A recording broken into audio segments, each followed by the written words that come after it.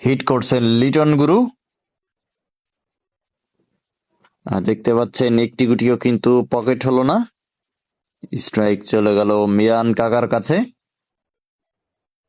দেখা যাক তিনি প্রথমেই রেড গুটির চান্স নিচ্ছেন, যেহেতু গুটিটি সেট রয়েছে।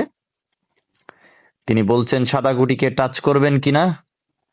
তার প্লেয়ার টাচ করতে বলেছেন এবং তিনি ইজি সেট খেলছেন। রেডটা কিন্তু সহ তিনি কালো গুটিও পকেট দিয়ে দিলেন। ট্রিপল সেট দিয়ে কভার দেওয়ার চেষ্টা। সুন্দর একটি সেট খেললেন তিনি।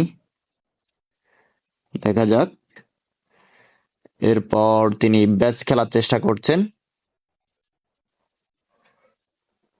যদিও তিনি মিস করে ফেললেন। স্ট্রাইক চলে আসলো কিন্তু সজল ভাইয়ের কাছে। তিনি প্রথমে ইজি গুটি খেলার চেষ্টা করছেন। সুন্দর। আবারও কাঠ গুটি খেলছেন এবং কালো গুটিকে কিন্তু তিনি চান্স করে রাখলেন। আবারও কালো গুটিকে চান্স করার চেষ্টা করছেন। ও হো, মিস হয়ে গেল। স্ট্রাইক কামাল কাকার কাছে। তিনি প্রথমেই ইজি গুটি খেলার চেষ্টা এবং গুটি রয়েছে মাত্র 4টি। যদি পকেট দিতে পারেন তাহলে কিন্তু পয়েন্ট পেয়ে যাবেন। সুন্দর, দারুণ একটি গুটি কিন্তু তিনি পকেট দিয়ে দিলেন।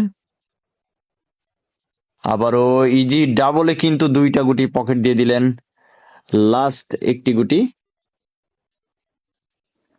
ওহো, একটুর জন্য কিন্তু তিনি গুটিটি পকেট দিতে পারলেন না। স্ট্রাইক চলে গেল লিটন গুরুর হাতে। তিনিও প্রথমে ইজি ব্যাস খেললেন